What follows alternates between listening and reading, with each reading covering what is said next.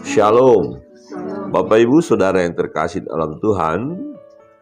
Kita akan merenungkan kebenaran firman Tuhan dalam Kisah Para Rasul 11. Kelanjutan kemarin bagaimana seorang yang bukan Israel, bukan Yahudi, ternyata dipilih Tuhan, diselamatkan oleh Tuhan, tetapi menjadi masalah juga di antara rasul-rasul. Jadi mereka memperdebatkan hal itu dan mempertanyakan atau meminta pertanggungjawaban daripada Petrus ya. Jadi tadinya kan Petrus sudah berkata bahwa ya bukan hal yang mudah seorang Israel mengunjungi orang di luar Israel dan masuk ke rumahnya. Nah, apalagi sampai ya melayani dan membaptis orang yang di luar Yahudi, di luar Israel. Nah, rupanya kebenaran firman ini menyingkapkan pada rasul-rasul dan kepada kita semua bahwa Tuhan mengasihi semua bangsa. Ya, Tuhan juga peduli kepada orang-orang yang di luar bangsa Israel. Tuhan mau menyelamatkan mereka. Mari kita melihat kebenaran firman Tuhan. Bagaimana Petrus mempertanggungjawabkan baptisan Kornelius ya, yang di Yerusalem. Kisah Para Rasul pasal 10 ayat 1 saya membaca, ayat 2 Bapak Ibu dan Saudara yang terkasih dalam Tuhan. Firman Tuhan berbunyi demikian, rasul-rasul dan saudara-saudara di Yudea mendengar bahwa bangsa-bangsa lain juga menerima firman Allah. Ayat 2 Kisah Para Rasul 11. Ketika Petrus tiba di Yerusalem, orang-orang dari golongan yang bersunat berselisih pendapat dengan dia. Kata mereka, engkau telah masuk ke rumah orang-orang yang tidak bersunat dan makan bersama-sama dengan mereka. Tetapi Petrus menjelaskan segala sesuatu berturut-turut katanya, aku sedang berdoa di kota Yope, tiba-tiba rohku diliputi kuasa ilahi. Dan aku melihat suatu penglihatan, suatu benda berbentuk kain lebar yang bergantung pada keempat sudutnya diturunkan dari langit sampai di depanku. Aku menatapnya, di dalamnya aku melihat segala jenis binatang berkaki empat, dan binatang liar, dan binatang menjalar, dan burung-burung. Lalu aku mendengar suara berkata kepadaku, bangunlah hai Petrus, sembelihlah dan makanlah. Tidak, sebab untuk mengenal sesuatu yang haram dan yang tidak baik masuk dalam mulutku. Akan tetapi untuk kedua kalinya suara dari surga berkata kepadaku, apa yang dinyatakan halal oleh Allah tidak boleh engkau nyatakan haram. Lalu terjadi sampai 3 kali, lalu semuanya ditarik kembali ke langit. Dan seketika itu juga 3 orang berdiri di depan rumah di mana kami menumpang. Mereka diutus kepadaku dari Kaisarea. Lalu kata Roh kepadaku, pergi bersama mereka dengan tidak bimbang, dan ke-6 saudara ini menyertai aku. Kami masuk ke dalam rumah orang itu. Dan ia menceritakan kepada kami bagaimana ia melihat seorang malaikat berdiri di dalam rumahnya dan berkata kepadanya, suruhlah orang ke Yope untuk menjemput Simon yang disebut Petrus. Ia akan menyampaikan suatu berita kepada kamu yang akan mendatangkan keselamatan bagimu dan bagi seluruh isi rumahmu. Dan ketika aku mulai berbicara, turunlah Roh Kudus ke atas mereka sama seperti dahulu ke atas kita. Maka ingatlah aku akan berkata, Yohanes dibaptis dengan air, tetapi kamu akan dibaptis dengan Roh Kudus. Jadi jika Allah memberikan karunia-Nya kepada mereka sama seperti kepada kita pada waktu kita mulai percaya kepada Yesus Kristus, bagaimana mungkin aku mencegah dia? Ketika mereka mendengar hal itu, mereka menjadi tenang, lalu memuliakan Allah pada lain. Jadi kepada bangsa-bangsa lain juga Allah mengaruniakan kekuatan yang mungkin kepada itu. Bersama-sama sekali lagi ayat 18, 1, 2, 3. Ketika mereka mendengar hal itu, mereka menjadi tenang, lalu memuliakan Allah. Katanya, jadi kepada bangsa-bangsa lain juga Allah mengaruniakan pertobatan yang memimpin kepada hidup. Amin. Puji nama Tuhan, ini sesuatu yang luar biasa ya. Nah, ini memang menjadi satu pergumulan karena belum biasa. Ini awal di mana mulai pelayanan itu keluar dari Israel. Nah, kalau kita lihat firman Tuhan ketika mereka menerima amanat itu, tugas itu, dan Tuhan berkata dalam Kisah Para Rasul sebelumnya yang kita sudah pelajari, kalau Roh Kudus turun atas kamu, engkau akan menerima kuasa dan engkau menjadi saksiku di Yerusalem, Yudea, Samaria, ujung-ujung bumi. Jadi sampai kepada di luar Israel. Dan kali ini ada orang yang bukan orang Israel. Nah, tetapi orang ini juga mendapatkan satu pernyataan Allah. Nah, terus bagaimana hal ini harus ditangkap? Apa harus ditolak? Nah, penglihatan Petrus menunjukkan bahwa Allah peduli kepada bangsa-bangsa lain, Allah mengasihi bangsa-bangsa lain, dan supaya Petrus ya melayani bangsa-bangsa lain juga. Ya, jadi tidak hanya melayani orang Israel.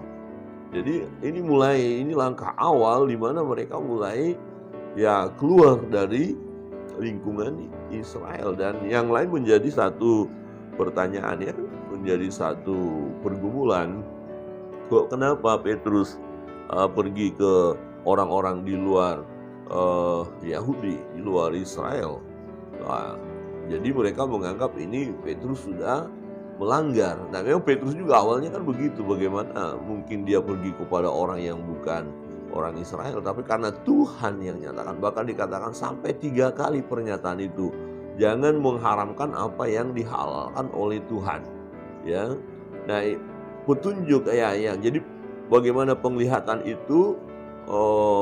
Kain yang turun dari langit, kemudian ada berbagai binatang dan disuruh sembelih kemudian makan. Nah, karena di situ ada binatang-binatang haram. Nah, ini adalah petunjuk bahwa ya Tuhan mengasihi bangsa-bangsa lain yang bagi Petrus itu haram, itu nggak boleh, tapi Tuhan katakan ya itu boleh, silakan dan harus. Nah, itu ada buktinya bahwa ada orang sedang menjemput kamu dan ikuti dia, tenang, jangan takut, jangan bimbang ya. Karena ini perintah Tuhan sendiri dan kita tahu apa yang terjadi. Nah, ini menarik. Inilah pertanggungjawaban daripada Petrus dan berkata, ayat 15, dan ketika aku mulai berbicara, turunlah Roh Kudus ke atas mereka sampai sama seperti dahulu ke atas kita. Terus gimana dong? Apa aku akan menghalanginya, menghambat? Yang aku tahu, aku pergi ke sana mau menyampaikan tentang keselamatan. Ya, keselamatan bagi Kornelius dan seisi rumahnya serta orang-orang yang diundang waktu itu. Nah, mereka katakan, silakan bicara apa yang mau Tuhan sampaikan melalui Petrus kepada kami. Dan mereka mau menunggu. Nah, kami atau saya sampaikan ini. Nah, itu ya, Petrus menyampaikan. Kita sudah bahas kemarin apa yang disampaikan. Ya, bahwa di dalam Yesus ada keselamatan. Ya, ada pengampunan dosa. Dan ternyata mereka dilawat oleh Roh Kudus. Roh Kudus turun atas mereka. Dan kita kemarin sudah membaca bahwa mereka pun berbahasa ya seperti bahasa yang diberikan oleh Roh itu. Ya, mereka mendapatkan lawatan Roh Kudus dan mereka memberi diri dibaptis. Nah, dalam pelayanan Petrus, ya dalam pembelaan ini dia berkata, maka teringatlah aku akan perkataan Tuhan. Yohanes membaptis dengan air, tetapi kamu akan dibaptis dengan Roh Kudus. Jadi ini karya Roh Kudus. Ya, dibaptis dengan Roh Kudus. Jadi mereka yang mendengar firman Allah yang disampaikan oleh Petrus, yaitu Kornelius dan seisi rumahnya serta orang-orang yang diundang itu, yang mendengar firman Allah, dibaptis oleh Roh Kudus, dipenuhi oleh Roh Kudus. Roh Kudus turun atas mereka. Turun atas mereka. Jadi ayat 17, jika Allah memberikan karunia-Nya kepada mereka sama seperti kepada kita pada waktu kita mulai percaya kepada Yesus Kristus, bagaimanakah mungkin aku mencegah dia? Saudara, Bagian firman Tuhan yang kita renungkan hari ini mengingatkan kita yang pertama, kita tidak bisa mencegah karya Allah. Kita tidak bisa membatasi karya Allah secara khusus keselamatan bagi bangsa-bangsa lain. Tuhan mengasihi bangsa-bangsa lain.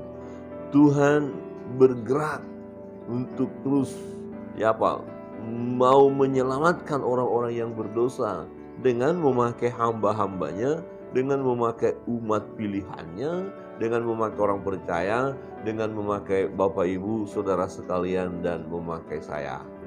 Masalahnya siap nggak kita? Apa kita mulai, jangan deh, dia bukan satu suku dengan kita, ini orang lain, orang ini, apakah begitu? Ya, tidak tentunya. Kita mau dipakai oleh Tuhan untuk bergerak, untuk pergi dan memberitakan kabar sukacita. Karena orang-orang yang sedang menantikan kabar sukacita itu, mereka adalah orang-orang yang dipilih Tuhan, dikasihi Tuhan, hanya menunggu waktu saja mereka mendengar apa yang harus kita sampaikan. Sama seperti Cornelius dan seisi rumahnya serta orang-orang yang diundang waktu itu. Ya, mereka telah mempersiapkan diri untuk mendengarkan apa yang akan Tuhan katakan melalui Petrus. Dan untuk itu memang Petrus harus pergi, harus memberitahukan hal itu. Dan akhirnya mereka diselamatkan oleh Tuhan. Jadi kita harus berani pergi. Ya, amin. Coba lihat kiri kanan dan katakan 3 kali, berani, berani, berani. Ya. 1, 2, 3. Berani, berani, berani. Haleluya. Amin. Kita lihat hasilnya. Wow. Di luar Israel akhirnya memuji Tuhan, menyembah Tuhan. Ketika Petrus menyampaikan pertanggungjawaban ini, ayat 18, ketika mereka mendengar hal itu, mereka menjadi tenang. Mereka mendapatkan pengertian yang baru. Nah, ini harus kita pegang semua sebagai anak Tuhan. Keselamatan itu bukan milik yang harus kita pertahankan untuk diri kita saja.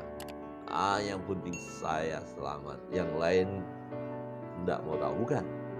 Ya, keselamatan yang kita sudah dapatkan harus kita bagikan kepada banyak orang. Selagi kita ada, selagi ada kesempatan, pergunakan waktu yang ada. Ya, supaya lebih banyak lagi orang-orang yang akan datang memuliakan Tuhan. Jadi kepada bangsa-bangsa lain juga Allah mengaruniakan pertobatan yang memimpin kepada hidup. Nah, banyak orang sekarang yang sedang menjalani hidup ini tanpa arah karena mereka belum berjumpa dengan Tuhan. Banyak orang yang menjalani hidupnya saat ini penuh di dalam kegelapan karena mereka belum menerima terang itu. Banyak orang mementingkan dirinya saja, tidak peduli tentang Tuhan karena mereka tidak tahu tentang Tuhan. Belum ada yang memberitahukan kepada mereka. Ada banyak orang yang tidak mengerti arti hidupnya. Ya, mereka hanya melakukan semacam rutinitas saja. Mereka hidup, kemudian akan tiba waktunya mati. Setelah itu selesai. Padahal tidak seperti itu. Nah, bagaimana kalau sudah mati? Nah, apakah nanti akan memperoleh kehidupan yang kekal atau tidak? Masuk surga atau enggak? Nah, ini perlu kita beritahukan kepada banyak orang. Kita perlu sampaikan bahwa surga sudah tersedia. Tempat yang nyaman, yang bahagia. Alkitab berkata tidak ada air mata, tidak ada laknat di sana, tidak ada penderitaan, yang ada hanya sukacita. Semua kita tentu mau masuk ke sana, tapi siapa yang bisa masuk ke sana? Hanya mereka yang percaya Yesus. Nah, bagaimana mereka bisa percaya kalau tidak ada yang memberitahukan? Cornelius, seisi rumahnya, orang-orang yang diundang waktu itu percaya kepada Yesus karena Petrus taat kepada Tuhan, taat kepada firman Allah. Dia berangkat, dia menjumpai Cornelius, walaupun ini sesuatu yang berbeda, yang tidak biasa, dan mungkin orang akan berkata, wah ini Petrus ini salah, Ya, kenapa dia masuk ke rumah orang yang bukan orang Yahudi? Tetapi lihat garis akhir, ternyata ini yang Tuhan singkapkan. Bangsa-bangsa lain juga ya dikasihi Tuhan, dikaruniakan pertobatan yang memimpin kepada hidup. Kiranya kebenaran firman Tuhan ini menolong kita, meneguhkan iman kita yang sudah percaya kepada Tuhan. Bersyukur, terima kasih Tuhan, dahulu saya jauh daripada Engkau, dahulu hidupku yang kuhidupi ini adalah hidup yang tidak sesuai dengan kehendak-Mu, tetapi Engkau mengasihi aku, dan akhirnya aku boleh percaya kepada Yesus, aku diselamatkan. Bersyukur untuk itu. Dan yang kedua, kita mau berkata, Tuhan, aku mau Engkau pakai, jadikan aku alat di tangan-Mu. Aku mau menyampaikan kebenaran firman Allah kepada banyak orang. Aku mau menyaksikan tentang pribadi Yesus Kristus, ya, sehingga melalui orang-orang yang percaya kepada Yesus, mereka akan bertobat dan berjalan dalam hidup yang sesuai dengan kehendak Allah. Mereka akan diselamatkan. Kita percaya hari lepas hari akan semakin banyak orang yang menyerahkan diri kepada Tuhan, kepada Yesus, berseru di dalam nama Yesus, memuji memuliakan Allah, dan mereka diselamatkan. Tuhan Yesus memberkati kita.